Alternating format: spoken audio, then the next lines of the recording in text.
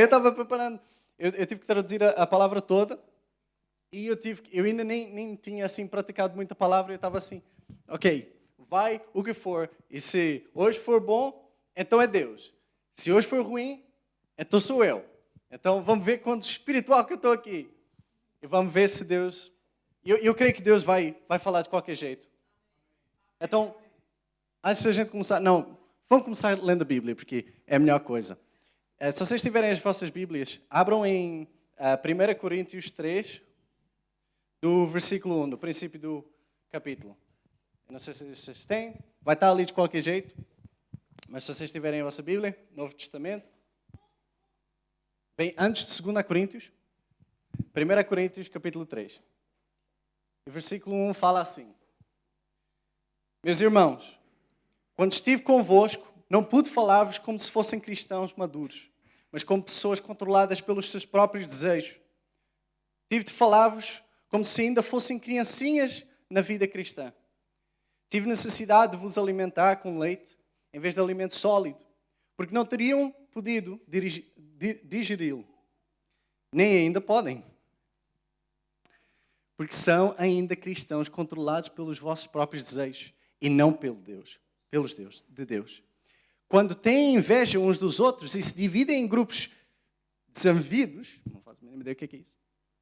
Não é isso prova de que ainda só querem fazer a vossa vontade e de que se comportam como gente que ainda não pertencem ao Senhor. Quando um de vocês diz, eu sou seguidor de Paulo, e outro diz, eu prefiro Apolo, não estão a agir como descrentes? O povo do mundo? Vamos orar. Pai, eu te agradeço por esta oportunidade de estar aqui. Eu agradeço pela oportunidade de pregar, por mais que tu sabes que eu talvez não estava tão preparado como eu queria. Mas a tua vontade seja feita. Pai, eu oro pela minha mãe, a pastora. Eu peço que tu tomes conta da saúde dela e que ela possa recuperar o mais rápido possível para que ela possa poder estar aqui conosco. Que a gente possa passar tempo com ela também.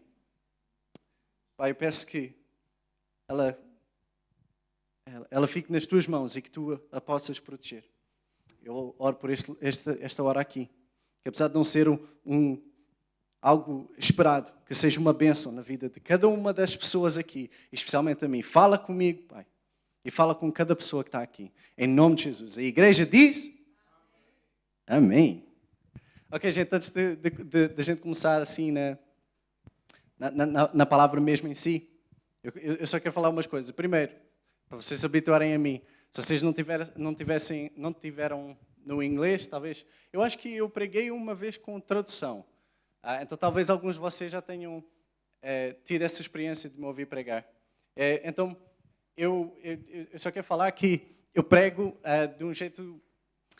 Como que eu falo? Eu falo assim mesmo, as minhas palavras, o jeito que eu falo. Se eu falar cara aqui, então vocês, por favor, não façam coisas. Se eu falar essa linguagem de rua, se eu falar C em vez de você, exatamente, eu prego do meu jeito. E muitas vezes eu tenho coisas assim mais, sei lá, as coisas dos jovens, né, que eu tento incorporar na minha mensagem. Não sei se vai funcionar assim tanto aqui no português, mas eu vou dar o meu melhor. Outra coisa, eu sempre falo que uma pregação não deve ser só... a palavra em português escapa, mas não sou só eu a falar, mas isto aqui é um diálogo entre o pregador e a igreja. Então, se têm algo que vocês concordam, vocês podem falar amém. Vocês podem falar glória a Deus se vocês quiserem dar louvor a Deus. E eu não quero que vocês só se sentem e tipo, ok, nada. Não, podem se expressar. Eu não me importo. Podem falar o que vocês quiserem. Podem reagir aqui ao que está acontecendo neste momento, porque Deus não é um Deus que possa só se conter, mas que Ele possa transbordar na nossa vida. Amém? Amém. Às vezes demora um pouquinho para a palavra vir. Gente, atualmente a gente está numa série This Is Us, que é Nós Somos Igreja, né, em português. Eu acho que é isso. Esses somos nós, This Is Us. Então, na primeira semana,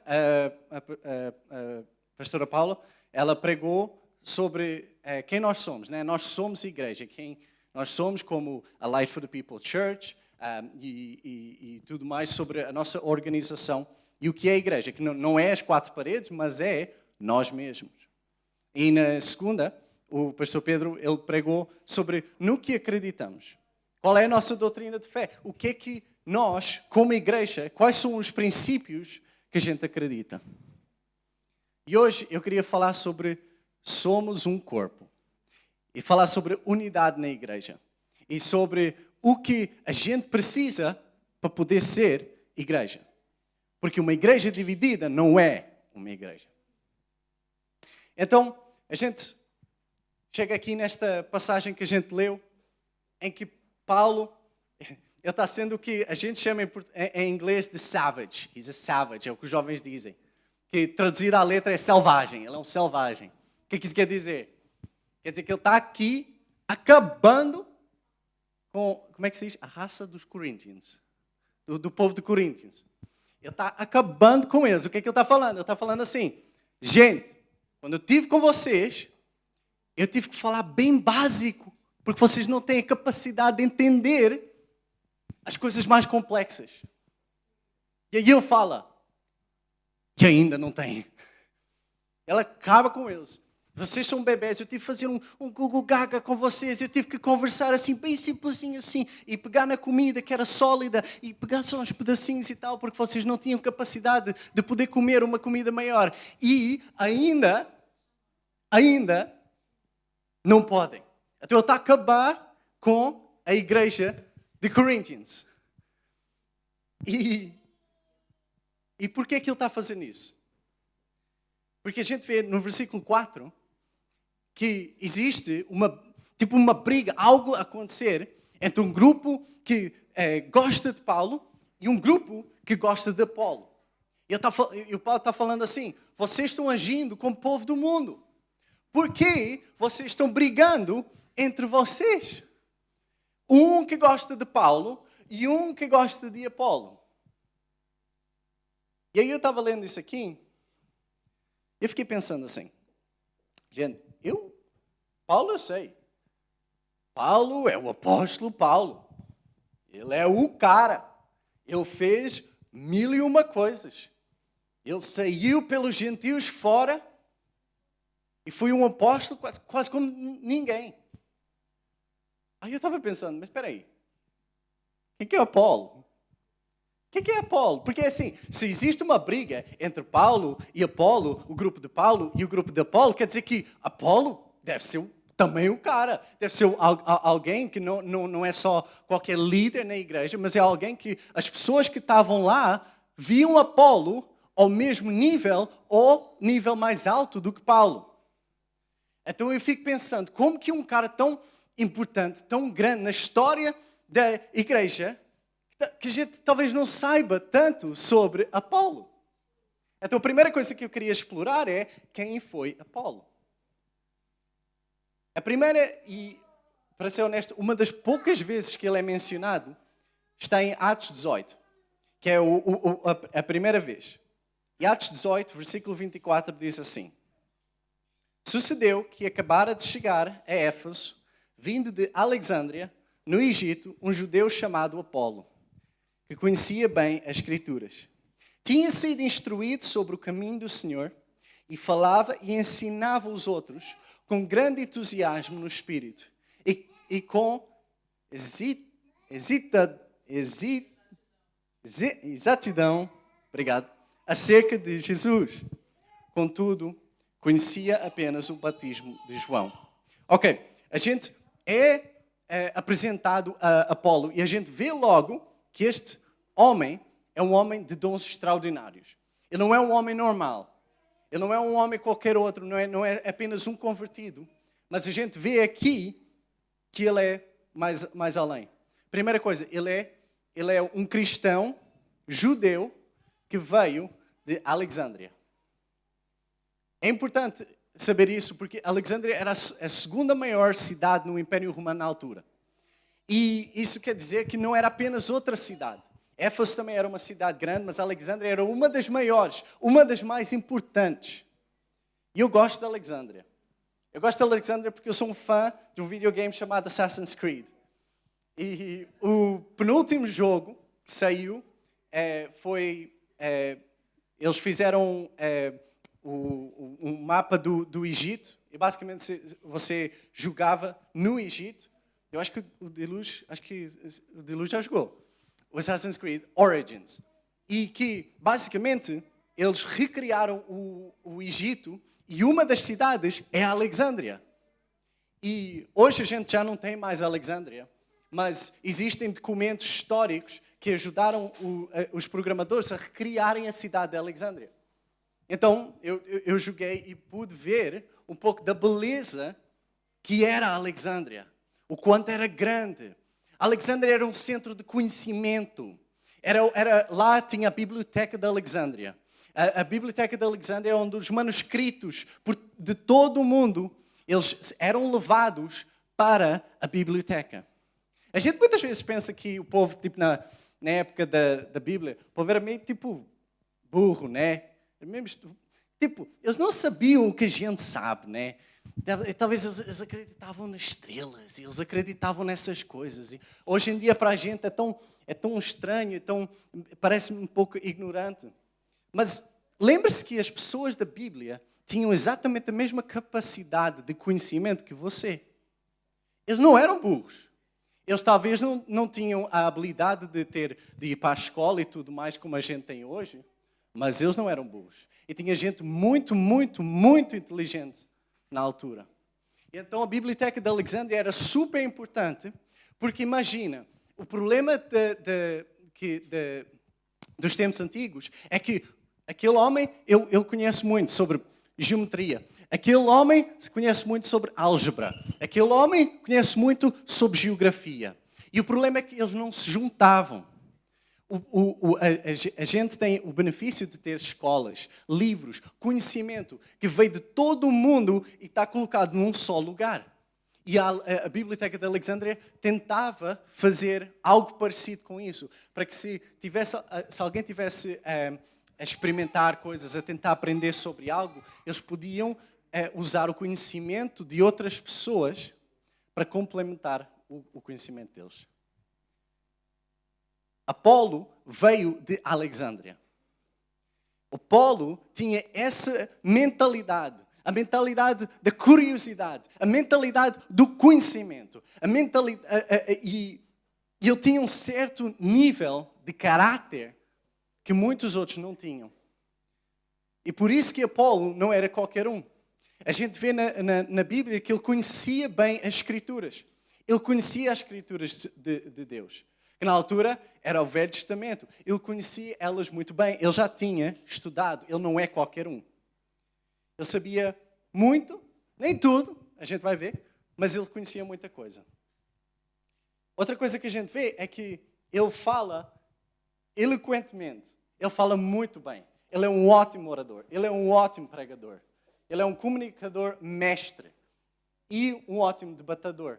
A gente vê em Atos 18, 28, fala assim, fala sobre Apolo. Pois derrubava com poder todos os argumentos dos judeus em debate público, mostrando pelas Escrituras que Jesus era, de fato, o Cristo. Isto é uma pessoa que não se intimida com os argumentos dos judeus. Isto é uma pessoa que tem conhecimento na língua. Ele sabe o que está a falar. Ele sabe as Escrituras. Ele sabe a verdade. Ele é um cara muito, muito inteligente. E ele é carismático. A Bíblia diz que quando ele pregava, as pessoas, elas vinham e elas rodeavam ele. Elas queriam ouvir o que ele estava falando. Ele era um ótimo pregador. Ele conseguia pegar a atenção das pessoas para que elas fossem ouvir ele. E a gente... Ok, esse é Apolo. Mas quem foi Paulo? Eu imagino que eu não tenho que falar muito sobre Paulo, porque mesmo que vocês só tenham um pouquinho de tempo na igreja, eu imagino que vocês já tenham ouvido falar sobre Paulo, porque a gente fala tanto sobre Paulo. Mas eu quero falar umas coisas. Paulo, ele perseguiu a igreja, no princípio, foi quando a igreja se dispersou, ela saiu de Jerusalém. Paulo era um dos responsáveis por isso, ele perseguia a igreja. E quando ele se converteu, ele rapidamente se tornou um líder poderoso na igreja. Ele concentrava-se na pregação aos gentios. E quando a gente converte isso do cristianês, quer dizer as pessoas que não são judias. E então, Paulo, agora, é provavelmente uma das influências maiores da igreja, devido ao fato que ele escreveu mais de metade do Novo Testamento, incluído o livro que a gente estava lendo. Ele escreveu 1 Coríntios. Então ele é uma das maiores influências que a gente tem. A igreja, pelo mundo inteiro, pelo menos uma igreja, mas bem mais, ouve todas as semanas sobre Paulo. Todas as semanas, se não todos os dias. Mas, ao contrário de Apolo, Paulo não era um grande pregador. A gente lê em 2 Coríntios, capítulo 10, Paulo está a escrever isso. Ele fala assim: há até quem diga que as minhas cartas parecem severas e energéticas, mas que à vista sou de fraca aparência física e fraco orador. Então, a gente vê que Paulo e Apolo, eles são bastante diferentes. São parecidos em certas coisas, mas eles são bastante diferentes. Nomeadamente, na área da pregação. E a premissa ou a ideia da primeira e a segunda carta aos Coríntios é sobre unidade na igreja. E a gente vê que através do que Paulo está a falar sobre essas duas cartas, a gente vê assim, o que é que elas estão a tentar nos dizer. A gente vê que Paulo está preocupado que a sua autoridade na igreja está sendo questionada. Que as pessoas estão meio assim, tipo, sim, Apolo é top, mas sim, Paulo, não sei, ele fala algumas coisas assim que eu não coisa. Sempre que ele está aqui, ele é meio estranho. Ele é aquele cara, tipo, coisa. Apolo, eu posso conversar com ele, ele é super divertido, ele é super carismático. Paulo, coisa. E a gente vê que a autoridade dele está sendo questionada. Mas é fácil comparar, não é? É fácil comparar, especialmente quando a gente tem dois líderes, um ao outro. E talvez vocês já tenham essa experiência. E pode ser um líder em termos de trabalho, ou em termos de igreja, ou em termos até mesmo de família. Tem duas pessoas que são ótimas e que a gente está vendo as duas pessoas e a gente pensa assim, nossa, aquele ali, nossa, quem ganhava numa batalha até a morte? Quem que coisa? Quem que coisa? E a gente fica comparando, não, esse pastor assim, nossa, eu gosto dele porque não sei o quê. E aquele pastor não tem essas coisas assim. Mas eu gosto daquele ali. É quase a mesma coisa quando a gente está escolhendo uma igreja. Que eu gosto daquela igreja ali porque é que ela tem ali, aqui. E a outra lá. E a gente fica comparando. E coisa. Não, eu sou da igreja tal. Não, eu sou da igreja tal. E é fácil comparar. Então eu só consigo imaginar Paulo durante a sua vida, estar a ouvir, se ele pudesse. Se eu pudesse falar melhor. Se eu pudesse falar com mais ousadia. Se Paulo fosse melhor pregador, talvez ele seria melhor que Apolo. Até mesmo na mente dele, imagino os pensamentos que estavam sempre, porque ele está sempre ouvindo isso, e ele sabe disso, que as pessoas falam isso. E eu penso para mim mesmo, o que é que devia passar na cabeça dele? Talvez uma tristeza em não ser como Apolo. Porquê? Porque a comparação chega no nosso coração e a gente fica comparando, e assim, não, mas eu sou isto, mas tipo, não, aquele ali, eu não sou tão bom. Não, eu podia fazer isso, não, mas nossa, aquela pessoa está fazendo aquilo e eu podia fazer isso, mas eu não estou fazendo coisa. Eu não sou bom o suficiente.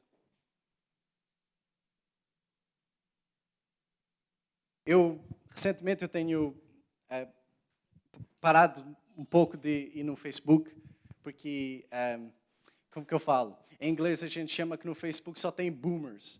Boomers é alguém da geração dos boomers, que é a geração mais dos velhos. É mais a geração da minha avó e para lá. É depois da Segunda Guerra Mundial. Então, alguém que nasceu entre 1945 até os 1960. Mas os jovens, hoje em dia, para eles, velho é velho. Então eu chamo boomer de qualquer velho. Qualquer adulto, ele é velho. Então o que é que eles falam? Eles falam, nossa, os adultos e os velhos, até a minha avó tem Facebook hoje em dia, então já não é mais legal, já não é coisa. Então nós jovens, a gente vai embora, a gente coisa. Então a gente tem o Snapchat, depois tem o TikTok, depois tem essas coisas todas. Eu não sou assim tão jovem, então eu fui só para o Instagram. Então eu tenho usado mais o Instagram do que o Facebook, porque eu estou cansado de muita coisa no Facebook. Então eu tenho usado o Instagram. Só que no Instagram, eu uso o Instagram não como rede social. Eu uso ele mais para ter certas ideias ou explorar. Eu gosto muito das fotos criativas. Eu sigo certas páginas sobre lugares do mundo ou até mesmo decoração de casa. Ou coisas assim. Eu quase não sigo ninguém. Se eu não seguir você, por favor, não se sinta ofendido. Eu não sigo as minhas irmãs. eu não sigo ninguém, praticamente. Por quê? Eu só sigo essas páginas. Mas eu sigo muita página de moda. E o que é que acontece? O que é que eu tenho visto? Pouco a pouco eu tenho visto no meu coração que mais e mais eu me sinto que eu estou comparando com essas pessoas. Eu fico mais e mais vendo. Eu sei que é mentira, eu sei que não é verdade, mas eu fico vendo. E aquilo vai-me colocando para baixo. Eu estou quase para sair do Instagram também. Só que a comparação, ela leva ao orgulho ou à vergonha. Só existem dois destinos, o orgulho ou a vergonha. Por quê? Porque aqueles que compararam Paulo, Apolo, e eles gostaram do que viram em Apolo, eles foram para o grupo de Apolo e orgulhosamente anunciavam que Apolo era melhor que Paulo. E os seguidores de Apolo eram melhores do que os seguidores de Paulo. E os que olharam para Apolo e não gostaram dele, eles foram para o grupo de Paulo. E envergonhavam os seguidores de Paulo a dizer, vocês não são, os seguidores de Apolo, dizem que vocês não são tão bons como a gente. A comparação sempre vai levar a essas duas coisas. Ou você pensa que é melhor, ou você pensa que é inferior. E nós somos exatamente a mesma coisa. Na nossa vida. O orgulho. Nossa, eu não sou tão ruim como eles. Nossa, eles são doidos, são loucos, né?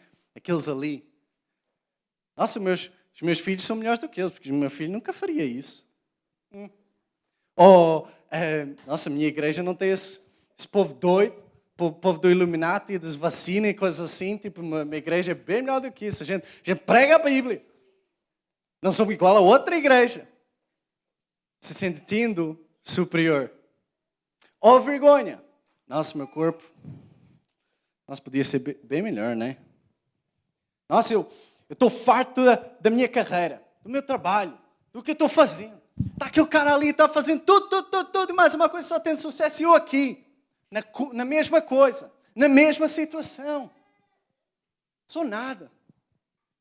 Nossa, seus filhos são bem comportados, né?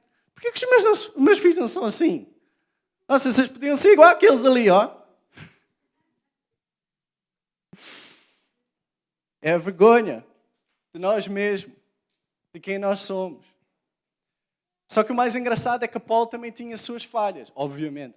Mas você pensa, Apolo é o cara, ele tem o conhecimento, ele tem o jeito de pregar e tudo mais, e ele é um líder na igreja, mas ele também tinha suas falhas.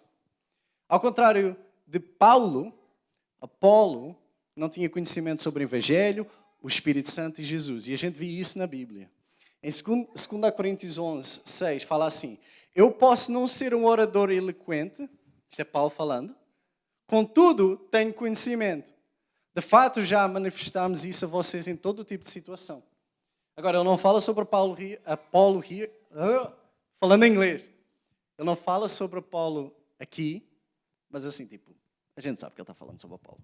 Porque Apolo, ele fala eloquentemente, mas Apolo não tem conhecimento. Né? O Paulo aqui, estou falando assim, tipo, Apolo, eu sou mulher. Não, estou brincando. Mas o povo está comparando eles, ok?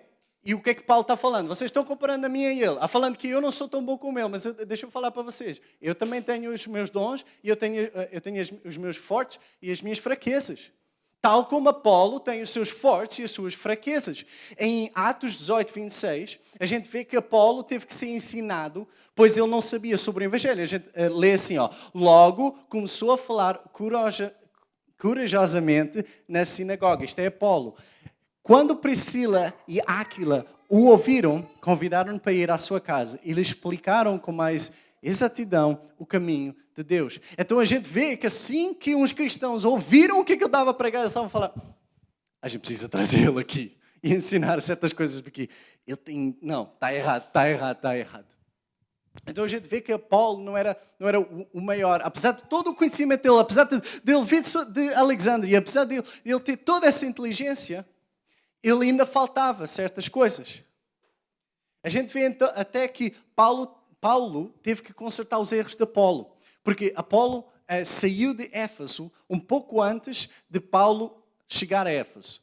E quando Paulo chega lá, ele vê que tem certas coisas que não foram feitas certas por Apolo.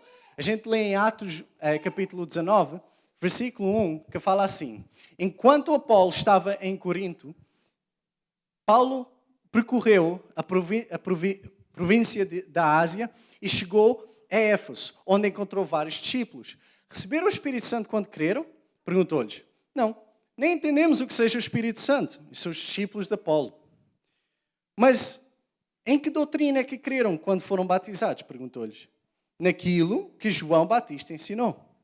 Paulo explicou-lhes, então, que o batismo de João servia para manifestar o desejo de nos desviarmos do pecado e nos voltarmos para Deus. Mas que os que recebiam esse batismo tinham de dar um passo à frente e crer em Jesus, aquele que João dissera que viria mais tarde. Logo que souberam disto, foram batizados no nome do Senhor Jesus. Então, o que é que a gente vê aqui? A gente vê que Apolo fez montes de erros. Então, apesar de, provavelmente, Paulo está tão preocupado com o que ele não tem, que eu podia pregar mais ousadamente, eu podia pregar bem melhor. E, ao mesmo tempo, Apolo provavelmente está a pensar, bem, eu prego bem, mas eu tenho tanta coisa que eu não sei. Eu queria ser tanto como Paulo, porque Paulo conhece tudo. Paulo, tu perguntas qualquer coisa para ele sabe tudo. Por mais que eu tente, eu nunca consigo ser como Paulo.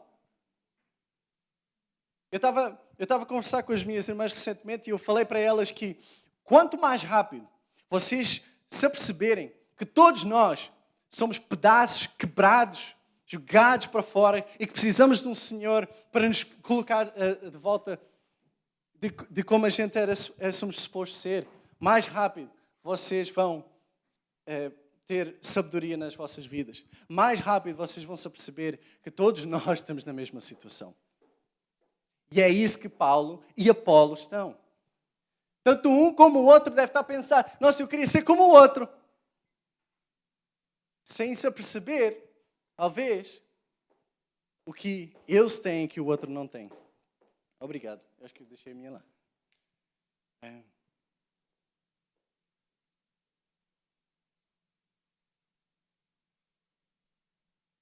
E o problema da comparação é que ela gera divisão. E nós não podemos ter uma igreja unida se nós continuamente compararmos aos outros. Uma pessoa que faz isso, se compara a outra, eu não tenho aquilo. E a outra pessoa tem aquilo, mas não tem outra coisa da outra pessoa. E depois sem esses sentimentos ficam gerados e tal, um rancor, uma mágoa, tudo mais, porque a gente queria ter tanto o que as outras pessoas têm.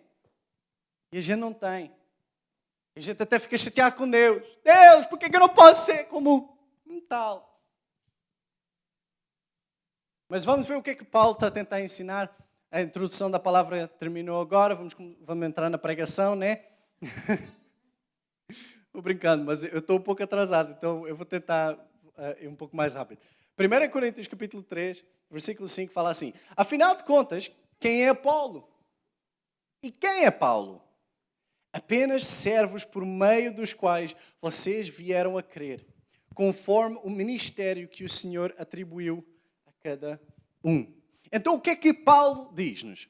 Ele fala assim, parem de comparar. Porque não é esse líder que é melhor que aquele líder e aquele líder é melhor do que aquele líder. Não é sobre o líder, mas é sobre um Deus que nos torna inteiros. É um Deus que age através de nós. E Paulo diz assim, queres colocar o versículo de volta?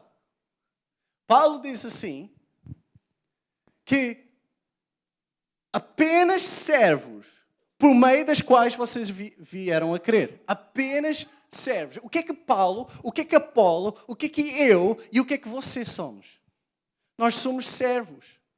Ou seja, a gente serve mesa. A gente vai e serve a mesa. A gente não prepara a comida. A gente não é o chefe de cozinha. Não é o cozinheiro. Não é o dono do restaurante. Nós somos os servos. Nós somos os garçons. A gente chega lá, oi meu senhor, o que é que você vai querer? Ok, tá bom, ok, eu já volto aqui, ok, a gente pega coisa, uma aguinha então, ok, a gente serve, pronto, vai embora. Eu, Paulo, Apolo, você, nós somos servos. Nós somos servos. E ser o dono do restaurante deve ser bem bacana, né? Porque o dono do restaurante é sempre quem faz mais dinheiro. O dono do restaurante talvez vai ter outros restaurantes. Ele deve ter uma vida bem bacana. E o chefe de cozinha. Eu tenho as pessoas que falam, nossa, chefe, foi muito bom a comida. Nossa, estava ótimo. O chefe de cozinha deve manda lá na cozinha. O chefe tem a vida boa. E nós somos só servos. Nós somos só servos. Mas por que a gente é só servo? Por que a gente é só garçom? Porque Deus... Ele assumiu a responsabilidade. Porque o dono do restaurante, ele tem a responsabilidade de pagar todo mundo. Ele tem a responsabilidade de ter certeza que o restaurante abre, que tem todas as despesas pagas. Ele tem que pagar os impostos e tudo mais. Ele tem essa responsabilidade toda. E o chefe de cozinha, ele tem a responsabilidade que a comida é boa. Mas se a comida for má, é para quem? É para quem? É para o chefe de cozinha. Está aqui, tem certas pessoas que brigam com o garçom, mas não tem nada a ver com o garçom, né? É o chefe de cozinha. Então o que é que Deus fala? Deus fala que eu assumo essa responsabilidade. Pode deixar que eu sou o dono e eu sou o chefe de cozinha. Eu faço isso. Por quê? Porque Deus era o único que não podia pecar. Ele era o único que foi o sacrifício perfeito. Ele foi o único que poderia ter morrido na cruz por mim e por você. Ele era o único que podia ter ressuscitado no terceiro dia para mostrar a glória e o poder de Deus. O chefe está cozinhando. Deus está cozinhando. Então a gente não tem que preocupar com a cozinha. A gente não tem que preocupar com o restaurante. A gente só tem que preocupar em pegar algo que Deus fez e entregar a quem seja que vá. E pronto, não é nossa responsabilidade. Vem de Deus. Mas a gente não tem que se preocupar com isso. Mas também a gente não deve receber a glória. A gente não recebe a glória, pois a glória é para o dono do restaurante. A glória é para o chefe de cozinha. E é isso que Paulo está ensinando. Você, Apolo e Paulo, nós somos apenas servos. Por meio das quais as pessoas vêm a crer. E ele fala também que... Coloca aí o versículo outra vez. Ele fala que apenas servos por meio dos quais vocês. Por meio. Ou seja, o poder de Deus... O que vem de Deus não vem de nós. O que vem de Deus não fica em nós. A não ser que você seja um garçomzinho meio coisa e tente comer a comida, não é para você. Vem, vai, mas nada fica. Não é que a gente fique. A gente não é a fonte. A gente não é a salvação. A gente não é melhor que ninguém. Porque a gente é apenas um por meio. É através. É através de nós e nada mais. Não é em nós. No versículo 7, já pulou 6, no versículo 7 fala assim, a pessoa mais importante não é aquela que semeia ou rega. Deus sim é importante, porque só Ele produz o crescimento. Então Paulo ensina que quem faz a ação não importa. Não importa. Não importa. Porque quando você compara o que você fez, você pegou num prato, você entregou a alguém, quando você compara ao chefe de cozinha, tudo que ele teve a fazer, já não é nada. Quando você compara tudo o que você está fazendo ao que Deus já fez, você é nada. E por isso que não importa. Por isso que não importa que se é do grupo do Apolo ou se é o grupo do Paulo, não importa. Você deve ser do grupo de Deus, porque Deus é bem maior, e Deus fez bem mais, e Deus é quem está no trono. Não é Paulo, não é Apolo. Quando você é a igreja, você pode até ter orgulho de fazer certas coisas boas, ou você pode se sentir ansioso por estar fazendo algo errado. Mas deixa eu te falar, não importa quem semeia a semente. Ou seja, isso significa que você não vai ter nenhuma glória. Então você pode deixar esse orgulho aí, porque as pessoas estão falando, nossa, isso é ótimo, isso é ótimo, isso é ótimo. Deixa, não é para você, é para Deus. E se você estiver fazendo algo errado e você pensa, nossa, eu sou o pior, e não, eu não posso ter capacidade para fazer isso, eu não posso pregar em português. Você fala assim, não sou eu, é Deus. A semente eu só carrego, mas quem faz a semente crescer é Deus. É Ele que faz a semente crescer. E as correntes, elas caem. O grupo louvor pode subir. As correntes caem quando você se apercebe disso. As correntes do orgulho, as correntes do senso de superioridade, as correntes da incerteza, da indecisão, dos sentimentos de incapacidade. Pode vir. Jesus quebra todas essas correntes. Quando você se apercebe que é Ele, não é nós. É Ele, não é nós. E quando você se apercebe que você não tem que impressionar ninguém, você não tem que impressionar a igreja, você tem que impressionar a Deus. E Deus impressionar a igreja. A única coisa que você tem que fazer é compartilhar o Evangelho. A única coisa que você tem que fazer é ser um vaso nas mãos de Deus. E para concluir, está em tempo. Essa última parte que eu quero concluir é para alguns de vocês que se sentem tristes porque você não tem um dom em particular. Um certo dom que você queria mesmo ter, mas que em tempo algum provavelmente você nunca vai ter. E talvez você queria cantar, a sua voz é horrível. Ou talvez você queria estar aqui pregando, mas você não sabe falar em público. Ou talvez você queria ser evangelista, mas só o pensamento de falar com estranhos e com pessoas que você não conhece quase que faz-te vomitar. Ou talvez você queria fazer o lanche lá nos fundos, mas a última vez que você tentou ferver um ovo, você quase botou fogo na cozinha. Não que você não possa aprender, mas que talvez, nossa, eu queria ser tão bom na cozinha igual a Renilda. Tem muitos bons cozinheiros aqui, tá? Eu não vou falar todo mundo. Mas eu certamente não sou. Queria ter o dom de inglês.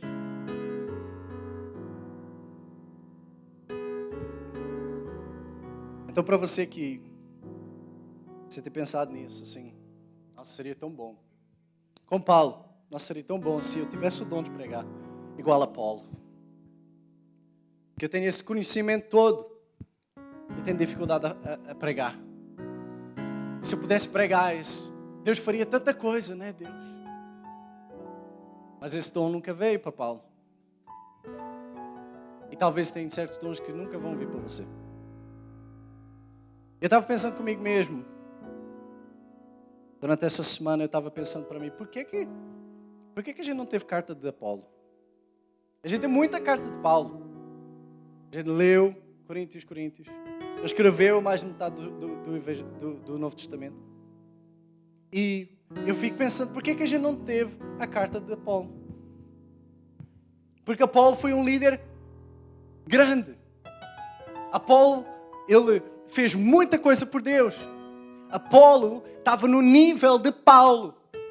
Ele não era um qualquer. Então eu me pergunto, onde é que está a carta de Apolo?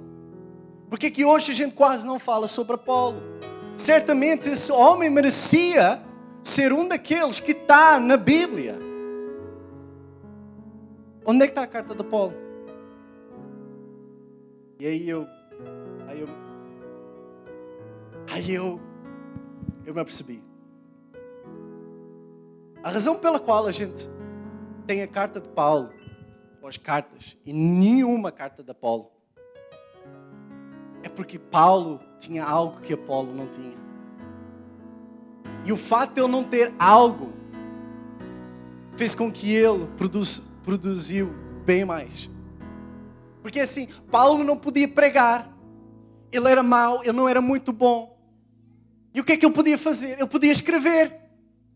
Porque ao menos assim o conhecimento ia estar lá, e a voz, e os movimentos, e tudo mais não importavam numa carta. E então Paulo, ele começa a escrever. E ele começa a escrever estas cartas. E ele fala, eu posso não pregar muito bem, mas eu tenho este conhecimento, eu mostrei para vocês, na minha vida, e aqui na carta. E ele vai, e ele escreve, e ele escreve, e ele escreve. E Deus usa isso. Deus usa o fato de que Paulo não tem a habilidade, o dom para pregar, para poder fazer algo bem maior.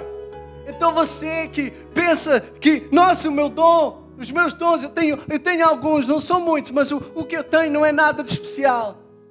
Deixa eu te falar. Que em 1 Coríntios, Paulo escreveu isto. Em 1 Coríntios, capítulo 1, um pouco antes do que a gente leu, ele fala assim: mas Deus escolheu o que para o mundo é loucura, para envergonhar os sábios. Escolheu o que para o mundo é fraqueza, para envergonhar o que é forte. E Paulo não só escreveu isso, mas ele viveu isso. A vida dele foi isso. A vida dele ele era um perseguidor, e ele foi convertido, e ele virou-se de cabeça para o alto. E ele foi completamente diferente. E ele não era o melhor. Mas ele foi usado por Deus naquilo que ele tinha. Uma igreja, para ser unida, ela precisa reconhecer os dons de cada um. E não querer ser o outro, mas querer ser você. Porque só você sabe ser você. Só você pode ser você. E Deus te criou desse jeito. E Ele pode te usar desse jeito. Amém, igreja? O seu coração, ele pode estar escondido. O seu coração, quase ninguém preocupa com ele, a não ser que tenha algo errado. Mas o seu coração é aquele que carrega a vida pelo seu corpo inteiro. É o que carrega o sangue, que contém a vida pelo seu corpo inteiro. Então seja na igreja, seja no trabalho, lá fora, só porque seu dom não é daqueles mais, não quer dizer que Deus não esteja usando, e não quer dizer que você seja até mais importante que qualquer cantor e qualquer pregador. Conheça o seu dom pelo que é, e que possa ser algo para ajudar a igreja, e venha ajudar, e se una aos outros que reconheceram que os dons deles não são muito bons, mas o que a gente tem, a gente entrega a Ele para a gente poder ser garçom no restaurante de Deus. Amém, igreja? Deus, eu te agradeço. Eu não preciso ser reconhecido por ninguém. Eu agradeço por esse tempo aqui. A minha glória é fazer com eu peço que fales com cada um aqui, Pai. Cada um a assistir online. E que diminua eu, para que Tu cresça, Senhor. Diminua, se cresça.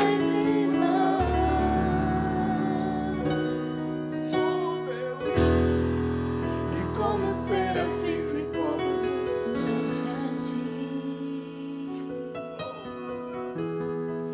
Escondo o rosto para que vejam Tua face em mim. E que diminua para que Tu cresça, Senhor, mais e mais, no Santo dos Santos, Tua fumaça me esconde. teus olhos me veem, debaixo de tuas asas é o meu abrigo, meu lugar secreto. Só tua graça me basta, tua presença é o meu prazer. No Santo dos Santos, no Santo dos Santos, tua fumaça me esconde, só teus olhos Só Ele me vê. debaixo de tuas asas é meu abrigo, meu lugar secreto. Só tua graça me basta, em tua presença, tua presença é o meu prazer, tua presença é o meu prazer, tua presença é o meu prazer, tua presença é o meu prazer, tua presença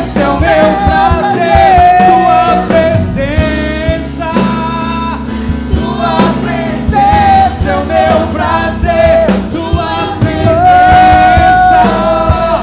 tua presença é o meu prazer, Senhor. Quero me apaixonar outra vez, quero me desesperar outra vez, quero perder o sono outra vez, queimando de amor por ti. Quero me apaixonar outra vez, quero me desesperar outra vez, quero perder o sono outra vez, queimando de amor por ti.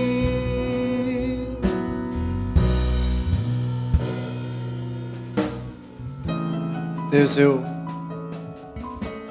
quero te pedir que fales ao nosso coração. Mostra para nós, Pai, onde que a gente tem orgulho e tira ele. Mostra para nós, Pai, onde que a gente tem vergonha e tira ela, Pai. Mostra para nós onde é que a gente tem peso e pega ele, Pai. Coloca tudo em ti. Coloca tudo em ti. Mostra para nós os nossos dons e ensina-nos a não desprezar eles. E ensina-nos a não acharmos que somos melhores por causa deles. Ensina-nos a vir ao teu altar e a colocar tudo na tua presença. A vir ao teu altar e dizer: Pai, é tudo teu. Me faz um servo, para que eu possa servir, pois eu já tentei fazer comida, mas eu não consegui. Era muita coisa. Agora só quer ser um servo. Agora eu quero ser teu servo, o teu servo. Só um servo, só um pedaço, um pedacinho no plano que tu tens para a terra, para o mundo, para o universo. Só um pedacinho. E deixa eu fazer uma diferença. Deixa eu fazer uma diferença na minha igreja, na minha cidade, na minha família. Deixa eu fazer uma diferença. Amém. No Santo dos Santos, a fumaça me esconde, só teus olhos me vê. Você pode cantar isso nessa noite? Debaixo de tuas asas é o meu abrigo, meu lugar secreto. Só tua graça me basta, em tua presença Diga, só tua graça me basta. Só tua graça me basta em tua presença. Diga isso mais uma vez. Só tua graça me basta em tua presença é o meu prazer. Tua presença é o meu prazer. Aplaude ele mais forte, igreja.